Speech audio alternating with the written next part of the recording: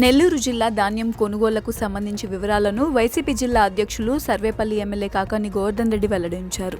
అలాగే మాజీ మంత్రి సోమిరెడ్డి చంద్రమోహన్ రెడ్డిపై తనదైన శైలిలో తీవ్ర విమర్శలు కురిపించారు. ప్రతిపక్ష పార్టీ నుంచి నిర్మాణాత్మకమైన విమర్శలు చేయాలి కానీ బురద జల్లడం మానుకోవాలని హితవు పలికారు. 5 సార్లు వరుసగా ఓటమి పాలైన సోమిరెడ్డి దగ్గర నుంచి మేం నేర్చుకోవాలా అంటూ ఎద్దేవా చేశారు.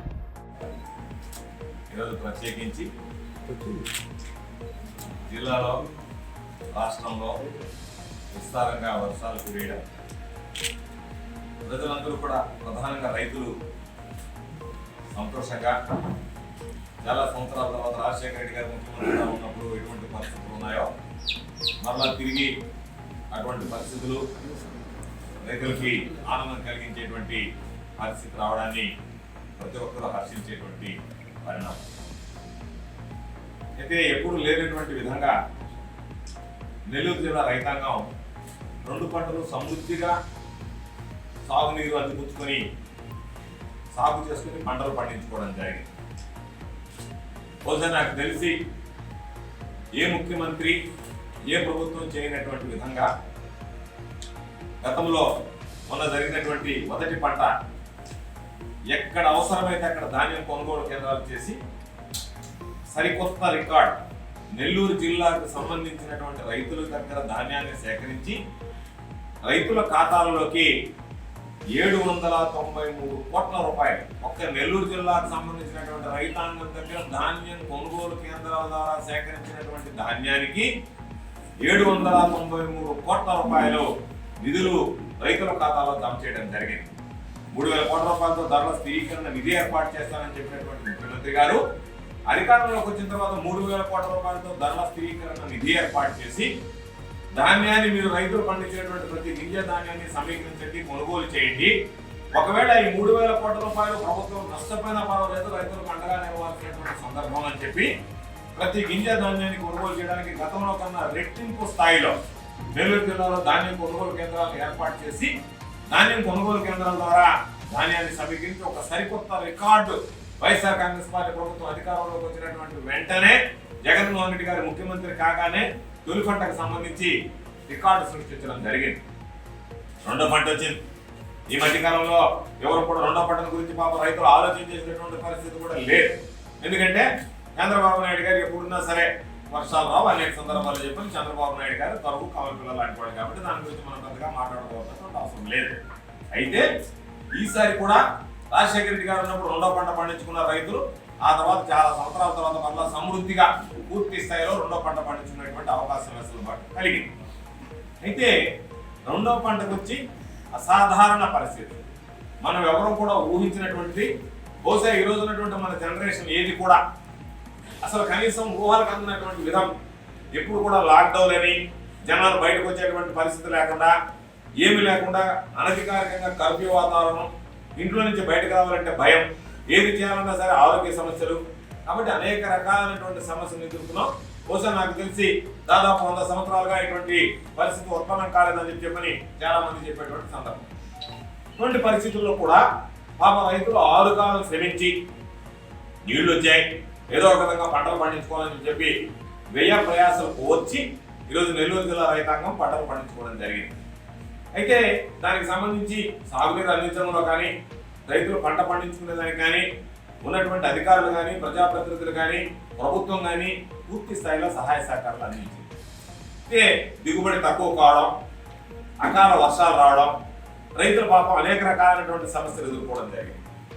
ఈరోజు వాటికి సంబంధించి అందరం జిల్లాలో ఉండేటువంటి ప్రజాప్రతినిధులు ప్రధానంగా కోవూరులో ఉన్నటువంటి శాసనసభ్యులు ప్రసన్న కుమార్ రెడ్డి గారు కావచ్చు, సర్వేపల్లికి సంబంధించి నేను కావచ్చు, ఎందుకంటే మా ఇద్దరికి సంబంధించి అధికంగా ధాన్యం వచ్చేటువంటి అవకాశం ఉంది, ఎక్కువగా పంట సాగు చేసినటువంటి ప్రదేశాలు కాబట్టి మేమిద్దరం ఎప్పటికప్పుడు అధికారుల దగ్గరతో మాట్లాడాం. దానికి సంబంధించి రైతుల దగ్గర ధాన్యం కొనుగోలు చేయాలని చెప్పి కోరాం. అయితే ఈరోజు రైతులు తెచ్చినటువంటి ధాన్యం ఉన్నటువంటి నియమ నిబంధనల ప్రకారం తేమ శాతం 17% మించి ఉండకూడదు. ఉంటే దానికి సంబంధించి మిల్లర్లు తీసుకోవడం కారణం ఏమిటంటే విరుగుడు వస్తుంది, నష్టపోతాం, ఆ ధాన్యంలో వృధా ఎక్కువ అవుతుంది అని చెప్పి దానికి ఏం చెప్పామంటే మొట్టమొదటిసారిగా అయ్యా తేమ శాతం ఎక్కువ ఉన్నా రైతులు ఈరోజు ఆరబోతున్నటువంటి పరిస్థితి లేదు. కారణం ఏమిటంటే వర్షాలు కురుస్తున్నాయి కాబట్టి పచ్చగింజ ఉంది, రంగు మారిన ధాన్యం ఉంది, చెడిపోయినటువంటి ధాన్యం ఉంది, రకరకాలైనటువంటి దిగులతో ఇబ్బందులు పడ్డారు, దిగుబడి తగ్గింది.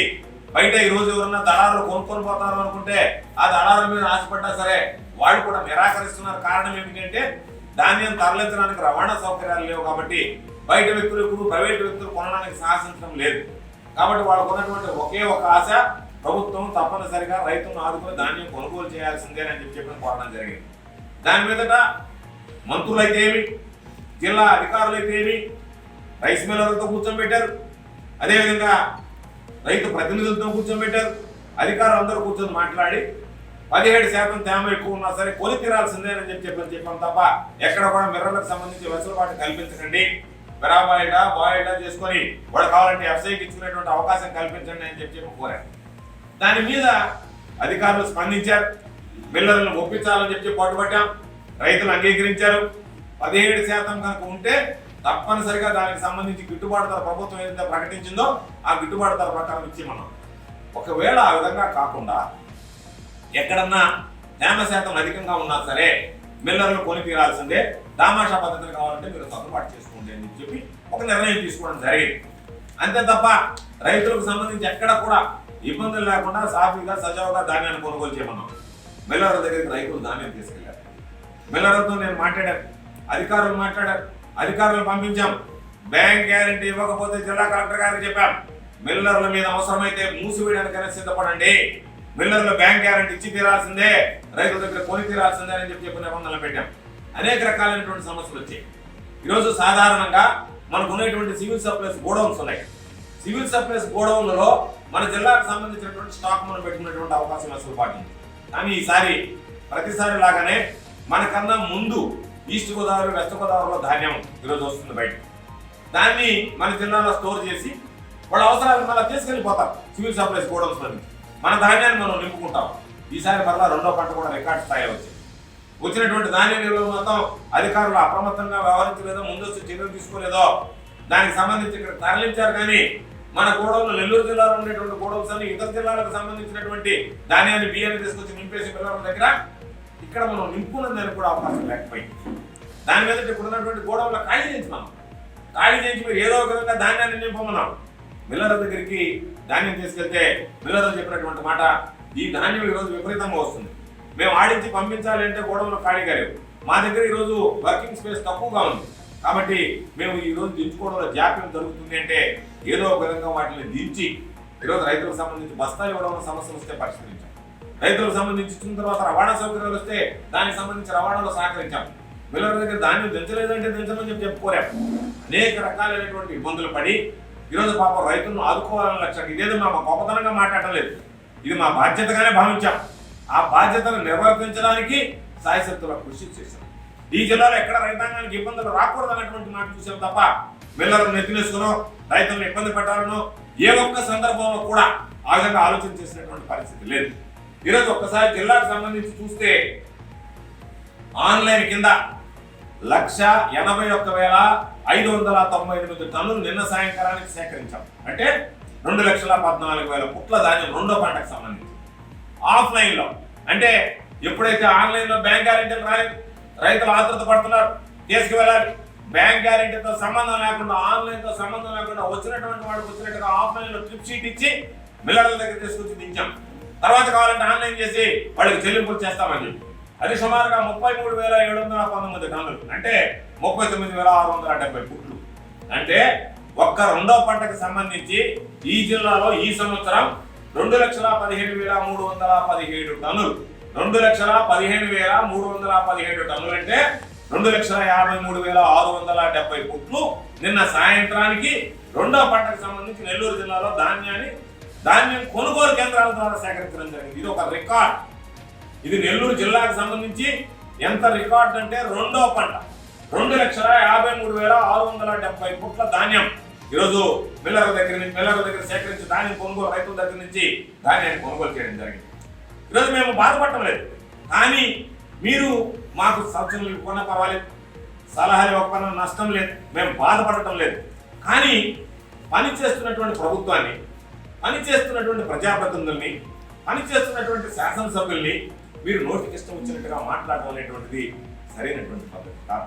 ఈరోజు మీరు చెప్తున్నారు, మీరు ఏదైనా చేస్తే ఇది మేము చేసాము అంటే దాన్ని ఆధారాలతో సహా మీకు నిరూపిస్తే మిమ్మల్ని అభినందించడానికి మేము సిద్ధంగా ఉంటాం. బాధపడడం మాకేం బాధలేదు, మీలాగా మేము బాధపడటం లేదు. కానీ మీరు 2015-16లో ఒక్కసారి రెండో పంట కొన్నారు. ఎన్ని కొన్నారండి? 5,200 టన్నులు కొన్నారు. 2015-16లో మీరు కొన్నటువంటి ధాన్యం ఎంత? ధాన్యం కొనుగోలు కేంద్రాల ద్వారా. అదేవిధంగా 2017-18లో పెట్టారు 15,000 టన్నులు ధాన్యం కొన్నారు రెండో పంటకు సంబంధించి. అంతకు మించి ఎప్పుడైనా మీ ప్రభుత్వంలో రెండో పంటకు సంబంధించినటువంటి ధాన్యం కొనుగోలు చేసినటువంటి సందర్భాలు ఎప్పుడన్నా జరిగాయా? దాని మీద మీకు ఎప్పుడన్నా స్పష్టత ఉందా? దాని గురించి మీరు ఎప్పుడన్నా మాట్లాడారా? దాని గురించి ఎప్పుడన్నా మీరు ఆలోచన చేశారా? బురదదారులు అంటారు, ఏదైనా లోపాలంటే దాని గురించి కూడా మాట్లాడరు. ఈరోజు ఒక పెద్ద ఆయన బయలుదేరి వస్తాడు, మాట్లాడితే సర్వేపల్లి సందర్భం ఉంది. మీకు వాస్తవం చెప్పాలి, అబద్ధాలు కాదు, నవ్వుకోబాకండి, సీరియస్గా చెప్తున్నాను. చంద్రబాబు నాయుడు గారు ఒక మాట చెప్తాడు, ప్రతి సంక్షోభాన్ని ఒక అవకాశంగా మార్చుకోమంటాడు. మన సోమిరెడ్డి చంద్రమోహన్ రెడ్డి గారు మాత్రం చంద్రబాబు నాయుడు చెప్పినటువంటివి ఏమి స్వీకరిస్తున్నాడో నాకు తెలియదు, కానీ ప్రతి సంక్షోభాన్ని ఒక అవకాశంగా మార్చుకోవడంలో మాత్రం చంద్రమోహన్ రెడ్డి గారు దిట్ట. ఎందుకంటే పాపం జిల్లాకు ఒక రోజు వచ్చాడు, సాయంత్రం కూర్చున్నాడు, అలీపురంలో కూర్చున్నట్టుకున్నాడు, చుట్టూ పాపం మిల్లులు ఉన్నాయి, మాట్లాడుకున్నట్టుకున్నాడు, రాత్రికి ఒక ఆలోచన కలిగినట్టు ఉంది. ఇది కదా అనువైనటువంటి సమయం, రైతులు ఇబ్బందుల్లో ఉన్నారు, మిల్లర్ల అధికార పార్టీ వాళ్ళు బెదిరించి వాళ్ళ దగ్గర కొనుగోలు చేస్తున్నారు, నా సాయం చూడటానికి ప్రతిపక్షంలో ఉన్నా కూడా ఈ సంక్షోభాన్ని ఏ విధంగా అవకాశంగా మరల్చుకోవాలనుకున్నాడు. పొద్దున్న రోడ్డు మీదకి వచ్చాడు, అక్కడేదో ధాన్యం కాకుండా దాన్ని ముసుగు తీసాడు, ఆయన వేసుకున్నటువంటి ముసుగు తొలగించాడు, మన ధాన్యాన్ని గురించి మాట్లాడాడు, ఆ రైతులతో చెప్పించాడు. ఏం చెప్పాడు? గతంలో మేము అధికారంలో ఉన్నప్పుడు ధాన్యం కొనుగోలుకు సంబంధించి మిల్లర్లను రాయిస్తే దాన్ని మీరు ఎంత తీసుకున్నారు అని అన్నారు కదా, ఈరోజు మీరు ఎంత తీసుకున్నారు అంటే మేము తీసుకునేది మాట వాస్తవమే, మీరు కూడా తీసుకుంటున్నారా అని మమ్మల్ని ప్రశ్నిస్తున్నాడు ఆయన. అంటే ఆయన అడిగేటువంటి మాట ఎట్టుందంటే, నువ్వు ధాన్యం విషయంలో అవపోసన పడినటువంటి వాడు, బాగా అనుభవం ఉన్నటువంటి వాడు, అంత అనుభవం ఉన్నటువంటి వాడు, ఇదిగో ఈ విధంగా జీవించిన సూచనలు సలహా ఇచ్చేది బాగుండేది, కానీ ఆ విధంగా కాకుండా మా మీద దాడి చేస్తే ఎట్లా? నీకున్నంత అపారమైనటువంటి అనుభవం, మిల్లర్లతో మాట్లాడుతున్నావు, అధికారం కూర్చోబెట్టుకుంటావు, రైతులు ఏ విధంగా మోసం చేయాలనుకున్నావు, మిల్లర్ దగ్గర ఏ విధంగా తీర్మానంగా ఆలోచన చేసావు, అంత అనుభవం ఉండేటువంటి వాడు ఎవరైనా ఈ విధంగా మిల్లర్లు మిగతారు, మీరు జాగ్రత్తగా ఉండండి, సూచనలు సలహాలు ఇవ్వాల్సినటువంటి వాడివి, వయసులో పెద్దవాడివి, సుదీర్ఘ రాజకీయ ప్రస్థానం ఉన్నటువంటి వాడివి, అనుభవం ఉన్నటువంటి వాడివి, మేమందరం మిమ్మల్ని మార్గదర్శిగా తీసుకున్నటువంటి వాడివి, ఒక్క వైపుకోవడంలో తప్ప ఒక రాజకీయాల్లో ఓటమి గెలుపులో మాత్రం సోమిరెడ్డిని మేము ఆదర్శంగా తీసుకోలేము. కానీ ఎందుకంటే అంత అపారమైనటువంటి నమ్మక విశ్వాసం మిగిలిన, ఎందుకంటే 5 సంవత్సరాలు ఓడిపోయినటువంటి ఘన చరిత్ర ఉంది కాబట్టి దాని గురించి మేము మాట్లాడడం. కానీ మిగతా విషయాలు నీకున్నటువంటి అవగాహన, నీకున్నటువంటి అనుభవం, లోతుగా నువ్వు చేసినటువంటి అధ్యయనం, మరీ ముఖ్యంగా వ్యవసాయ శాఖ మంత్రిగా మిల్లర్లకి రైతులకు మధ్య సంబంధించినటువంటి ధాన్యానికి సంబంధించినటువంటి కొనుగోలు విషయాలు, లావాదేవీల విషయాల్లో ఉన్నటువంటి అనుబంధాల గురించి నీకు తెలిసినట్టుగా ఎవరికి అటువంటి వ్యక్తి ఈరోజు బయటకు వచ్చి మా మీద విమర్శలు చేయడం, ఏదో ఒక విధంగా మమ్మల్ని వైఎస్ఆర్ కాంగ్రెస్ పార్టీ మీద బురదదారుల జయంగా పనిచేయడం. ఈరోజు నేను అడుగుతున్నా, ఆయన జీవో తీసుకొచ్చాడు, 2 జీవోలు తెచ్చాడు. ఒకటి వచ్చి జీఓఎంఎస్ నెంబర్ 6 డేటెడ్ 2/4/2018. దాంట్లో ఏమని ఇచ్చాడంటే, బీపీటీకి సంబంధించి 210 రూపాయలు బోనస్ ఇచ్చాం, 1690 రూపాయలు అంటే 1800 కొనుగోలు చేయమన్నాం, పెట్టాలని చెప్పి సంతోషమే, నువ్వు ఇచ్చింది దాన్ని బాగుంది, 2 లక్షల టన్నులు కన్నాం. మేము అడిగేది ఆ జీవో ఒకటి ఇచ్చాం. రెండో జీవో ఒకటి నెంబర్ 23 NLR 34449 వెరైటీ ఏదైతే ఉందో దానికి సంబంధించి 1,00,000 టన్నులు ఎఫ్సీఐకి ఇస్తే కామన్ వెరైటీ కింద కాకుండా గ్రేడ్ ఏ కింద ట్రీట్ చేయండి. ఒక క్వింటాల్కి 62 రూపాయల 97 లెక్కన 6,29 లక్షల రూపాయలు భారం పడుతుందని. నేను అడిగేది, ఈ 2 జీవోల ద్వారా ఎంతమంది రైతులకు లబ్ధి కలిగింది, ఎంతమంది మిల్లర్ల ఆదాయం పొందారు, ఆ మిల్లర్ ఆదాయం నీ ఎంత వాడా అది చెప్తే బాగుంటుంది తప్ప దానికి సంబంధించి 2 కాగితాలు తీసుకుని నా దగ్గర ఉన్నాయి. ఆ కాగితాలు ఇదిగో 2 కాగితాలు. ఈ 2 కాగితాలు నువ్వు ఇస్తే నేను ప్రతిపక్షంలో శాసనసభ్యుడిగా ఉన్నప్పుడు ముత్తుకూరు మండల కార్యాలయం ముందు నిలబడి రైతులు అడిగితే ₹1 కూడా మాకు ఈ జీవోల వల్ల లబ్ధి కలగలేదంటే అక్కడ తగులు పెట్టాము. ఈ జీవో మండల కార్యాలయం ముందు రైతుల సమక్షంలో ఈ జీవోల వల్ల కాగితాలకు పరిమితమైనవి, ప్రచారానికి పరిమితమైంది, ప్రచారానికి ఉపయోగపడింది తప్ప రైతులకు ఉపయోగపడింది శూన్యం అని చెప్పి ఆ రోజు ఈ ప్రతులు ఏదైతే ఉన్నాయో జీవోకు సంబంధించినటువంటి కాపీలని మీరు మమ్మల్ని అరెస్ట్ చేసినా పర్వాలా, మా మీద కేసులు పెట్టినా పర్వాలా, రైతులని ముంచుతూ మోసం చేస్తూ రైతులకు ఏమాత్రం ఉపయోగపడినటువంటి ఈ జీవోల వల్ల జరిగినటువంటి నష్టం అంతా ఇంత కాదు అని చెప్పి ఈ జీవోలను తగలబెట్టడం జరిగింది. కాబట్టి వాటికి సంబంధించి మీరు పదే మేము అట్ట చేసాము మేము ఇట్ట చేసామో చెప్పుకోవడం కాదు. మీ దగ్గర జరిగినటువంటి లోపాలు ఈరోజు మేము చెప్తున్నాం, ఆధారాలతో సహా వివరాలతో సహా దాని గురించి మాట్లాడండి. మీరు ఎంతసేపటికి అది పక్కన పెట్టి ఈరోజు మేము గర్వంగా చెప్తాం, అనేక సందర్భాలు చెప్పాం. ఇది రైతు పక్షపాత ప్రభుత్వం, రైతులకు సంబంధించి పనిచేసేటువంటి ప్రభుత్వం, రైతులకు అనుగుణంగా పనిచేసేటువంటి ప్రభుత్వం, రైతుల మనోభావాలకి అనుకూలంగా పనిచేసేటువంటి ప్రభుత్వం, రైతు సంక్షేమ ప్రభుత్వం నుంచి దానికి కట్టుబడి ఉన్నాం. ఈరోజు సంబంధించి 3,000 కోట్ల రూపాయల ధరల స్థిరీకరణ నిధనం ధరల స్థిరీకరణ నిధించాం. వైఎస్ఆర్ కాంగ్రెస్ పార్టీ ప్రజా సంకల్పం పాదయాత్ర జగన్మోహన్ రెడ్డి గారు చేపట్టినప్పుడు నెల్లూరు జిల్లాలో పర్యటిస్తున్నప్పుడు సర్వేపల్లి నియోజకవర్గంలోకి వచ్చాడు. సర్వేపల్లి నియోజకవర్గంలో పర్యటిస్తున్నాం. దగ్గర పాపం నిమ్మకాయల సాగు చేస్తున్నటువంటి రైతులు వచ్చారు, పోసి గుట్ట పోసారు. పాపం అయ్యా మేము నిమ్మకాయలు సాగు చేసుకునేటువంటి వాళ్ళు, మెట్ట ప్రాంతం, నీరందదు, బోర్లు వేసుకుంటాం. ఆ బోర్లు ఎండిపోతే మరలా తిరిగి బోర్లు వేసుకునేటువంటి స్థాయి తాతలకు ఇబ్బందులు పడుతున్నాం. నీళ్లు లేక ఈరోజు పంటలు రాలిపోతున్నాయి, పండు రాలిపోయి అమ్ముకోలేకపోతున్నాం. నిమ్మ సాగు చేసేటువంటి రైతులు విపరీతంగా నష్టపోతున్నామని చెప్పి అది జరిగినటువంటి సంఘటన 12 గంటలు 4:30కి మొదలకూరుల బహిరంగ సభ పెట్టాడు. అంటే కేవలం 5 గంటల వ్యత్యాసం. అక్కడ పెట్టిన తర్వాత వెంటనే ఒక మాట చెప్పాడు, నేను తిరిగా, నేను చూసా, రైతులకు సంబంధించి ఇబ్బంది పడకుండా ఉచితంగా నేను బోర్లు వేయిస్తాను అని చెప్పాడు. అధికారంలోకి వచ్చాడు. అందరం అనుకున్నాం ఎట్లా సాధ్యం అవుతుందప్ప అని. ఈరోజు వైఎస్ఆర్ జలకళ అని చెప్పి దాని పేరుతో ప్రతి నియోజకవర్గానికి ఒక బోరు బండి ఇచ్చి ఆ బోరు బండి ద్వారా దాదాపుగా ఈరోజు కోట్లాది రూపాయలు 3,450 కోట్ల రూపాయలు దానికి ఖర్చు పెడుతూ 1,600 కోట్ల రూపాయలు అదనంగా ఈరోజు చిన్న సన్నకారు రైతులకు సంబంధించి మోటార్లు బిగించారు. ఈరోజు కేవలం బోర్వెల్తో పాటు కేసింగ్ దానికి సంబంధించి స్పష్టమైనటువంటి మార్గదర్శకాలు ఇచ్చాడు. దాదాపుగా ఒక్కొక్క నియోజకవర్గానికి 16,000 నుంచి 17,000 మంది రైతులకు లబ్ధి కలగబోతుంది. ఏదైనా బోర్ ఫెయిల్ అయితే మరలా తిరిగి బోర్ వేసేటువంటి సౌలభ్యం కల్పించాడు. కేసింగ్ ఇస్తానన్నారు, చిన్న సన్నకారు రైతులకు మోటార్లు కూడా బిగించేటువంటి అవకాశం కల్పిస్తామన్నారు. ఒక వ్యక్తి ఒక మాట చెప్తే ఆ మాటకి కట్టుబడ్డం కాకుండా దాని మీద ఏదైనా సూచనలు సలహాలు వస్తే, విమర్శలు వస్తే ఆ విమర్శలు సద్విమర్శలుగా స్వీకరించి వాటికి సంబంధించి నేను ఇదిగో వెంటనే మొన్న జరిగినటువంటి సభలో మాట్లాడి నిన్న జరిగినటువంటి ప్రారంభోత్సవంలో 1,600 కోట్ల రూపాయలు అదనంగా పడుతుంది, అయినా భరిస్తామని చెప్పి ఈరోజు ఆర్థిక పరిస్థితి, ఇస్తున్నటువంటి సంక్షేమ కార్యక్రమాలు, జీతభత్యాలకు ఇబ్బంది పడేటువంటి దుస్థితి, అయినా సరే ప్రజలకు ఇచ్చినటువంటి ప్రతి వాగ్దానం నెరవేర్చాలన్నటువంటి ఆలోచనతో చేసేటువంటి రైతు. అదేవిధంగా ఈరోజు చంద్రబాబు నాయుడు గారు రైతుల గురించి ముసలి కన్నీరు కారుస్తున్నారు. తెలుగుదేశం పార్టీ నాయకులు మాట్లాడుతున్నారు, మీరు గతంలో ప్రభుత్వం నష్టపరిహారం కానీ రైతులకు సంబంధించినటువంటి ఇన్పుట్ సబ్సిడీ కానీ ఇచ్చినటువంటి సందర్భాలు ఉన్నాయా? మీరు ఇవ్వవలసినటువంటి ఇన్పుట్ సబ్సిడీ ఇవ్వండి అని అనేక సందర్భాలలో ప్రతిపక్ష నాయకుడిగా జగన్మోహన్ రెడ్డి గారు అసెంబ్లీలో మాట్లాడితే పెడచెవిన పెట్టినటువంటి చంద్రబాబు నాయుడు గారు ఈరోజు మేము అధికారంలోకి వచ్చిన తర్వాత చంద్రబాబు నాయుడు చేసినటువంటి పాపాలు రైతుల పార్టీ శాపాలుగా మారితే వాటికి సంబంధించి మేము ఈరోజు దిద్దుబాటు చర్యలు తీసుకున్నాం. జగన్మోహన్ రెడ్డి గారు ఈరోజు దానికి సంబంధించినటువంటి ఇన్పుట్ సబ్సిడీ మేము అధికారంలోకి వచ్చిన తర్వాత కాదు, గతంలో తెలుగుదేశం ప్రభుత్వం అధికారంలో ఉన్నప్పుడు మీరు ఇవ్వలేకపోయినటువంటి, రైతులకు మోసం చేసినటువంటి, రైతులను నిర్లక్ష్యం చేసినటువంటి ఇన్పుట్ సబ్సిడీ మేము అధికారంలోకి వచ్చిన తర్వాత దానికి సంబంధించినటువంటి నిధులు విడుదల చేయడం. ఉచిత విద్యుత్ పేరిట 1,000 కోట్ల రూపాయల బకాయిలు పేర్కొంటే 1,000 కోట్ల రూపాయల బకాయిలు మీరు ఇవ్వకుండా వెళ్ళిపోతే డిస్కంలో మూతపడేటువంటి పరిస్థితికి నిర్వీర్యం అయిపోతే నష్టాల ఊబిలో కూరుకుపోతే ఈరోజు మా ప్రభుత్వం అధికారంలోకి వచ్చిన తర్వాత ఈరోజు మేము దానికి సంబంధించి మీరు చెల్లించాల్సినటువంటి చెల్లింపులు రైతులు ఇబ్బంది పడకూడదు, నాణ్యమైన విద్యుత్ 9 గంటలు ఉచితంగా ఇవ్వాలన్నటువంటి ఆలోచన చేసి ఈరోజు దానికి సంబంధించి మేము డబ్బులు కట్టాము.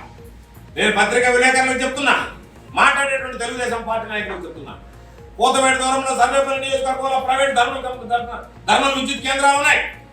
మీరు వెళ్ళి ఒక్క మాట అడగండి వాళ్ళ యాజమాన్యం, అయ్యా గతంలో తెలుగుదేశం పార్టీ ఉన్నప్పుడు మీరు బకాయిలు సరిగా ఇచ్చారా? వైఎస్ఆర్ కాంగ్రెస్ పార్టీ అధికారంలోకి వచ్చిన తర్వాత మీకు బకాయిలు సాఫీగా చెల్లిస్తున్నారా అని ఒక్కసారి అడిగితే వాళ్ళు మీకు సమాధానం చెప్తారు.